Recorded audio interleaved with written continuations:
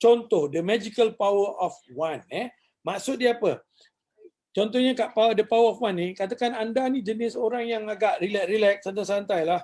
Tak ada ikut, kan, mungkin anda ni sibuk, ada kapal banyak di laut, apa semua, tapi still nak buat benda ni.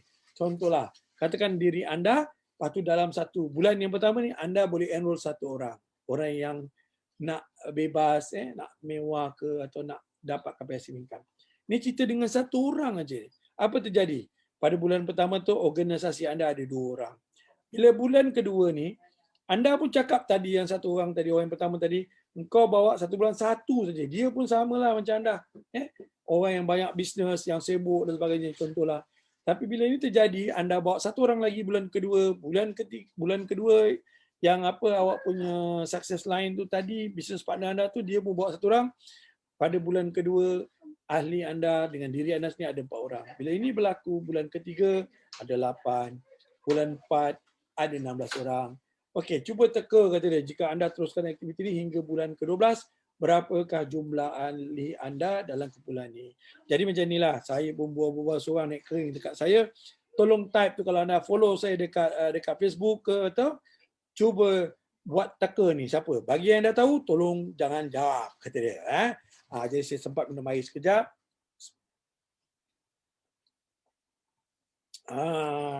Okey. Tapi kalau time kita buat training offline tu, WSA apa tu, syok sikit kan. Kita boleh ni, macam-macam jawapan tuan-tuan. Kita tengok, mari kita tengok. Geometric progression. Ini istilah dia, kuasa gandaan ni. Geometric progression ni hanya berlaku pada industri network marketing. Yang kita cakap tadi pasal the power of leveraging and so on. Okay. Jadi balik semula tadi kita cerita, bulan pertama anda ada 2, termasuk diri anda. Bulan kedua, anda ada 4. Semua orang lakukan yang sama, 1 bulan 1 orang saja yang dia bawa. Boleh kita jumpa geng yang sama lah macam itu. Bukan malas, tak saya cakap malas. Orang yang rajin, tapi sibuk, sibuk, dia boleh buat. Tapi terror juga 1 bulan 1. 1 bulan 1 je. Boleh cakap 2, bukan cakap 3. Kita dengan 1. Jadi bulan yang kelima, dah ada 32. Tapi kalau bulan yang ke-6, kita dah ada 64 tuan-tuan. Organisasi kita termasuk diri kita ada 64. Okey, ini aktiviti 6 bulan. Kalau kita bawa another 6 month, bermakna bulan 12, agak-agak daripada 64 ni boleh jadi berapa?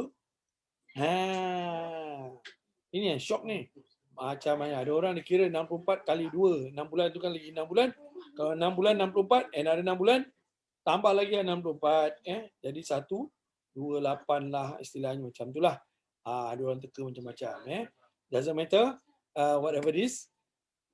Tapi not to be surprised, anda tengok. Lepas 6 bulan tu, another 6 month, dia jadi from 64, dia jadi 4096. Macam mana jadi macam tu? Dia tak boleh tipu punya ni. Ini cerita 1 orang 1 ni. 1 orang 1 je. Itu kita panggil the power of one. Tapi apa masalah dia tuan-tuan? Banyak orang tak dapat faham geometric progression ni. Dia tak nampak ni, tak faham. Kadang-kadang dia datang training pun dia tak nak nampak, dia tak nak faham ni. Dia tak dapat faham. Jadi apa yang berlaku? Pada bulan yang ke-6, kalau kita lihat ni statistik ni, iaitu separuh jalan, anda belum pun mencapai 2% dari matlamat anda, tapi ramai yang sudah mula berputus asa. Putus asa ni, give up ni dia satu benda yang tak baik lah dalam hidup kita. Bukan kerana kita buat marketing kita boleh give up. Dalam apa perkara pun dalam hidup, jangan pernah kita mudah sangat untuk berputus asa. Biar putus cinta, jangan putus asa tuan-tuan. Okay? Itu istilah dia. Jadi, ni statistik. Jadi banyak orang 6 bulan, ada yang 3 bulan, ada yang 1 bulan. Alamak. Walaupun dengan 1 orang aja. Tapi kalau ada orang yang nampak dan faham, dia nampak, dia boleh speed up. Kerana ada orang ni kekuatan beza-beza. Kerana remember pasal hours yang you spend tadi. Tadi contoh dengan 10 jam. Ada orang dia nak spend apa? Dia boleh enroll 3 orang, dia boleh enroll 8 orang. Pernah ada leader yang di Indonesia tu, dia ada siapa-siapa yang ada enroll boleh pergi 20 pun ada. Itu jadi dahsyat. Jadi benda tu bukan benda fix, is up to you.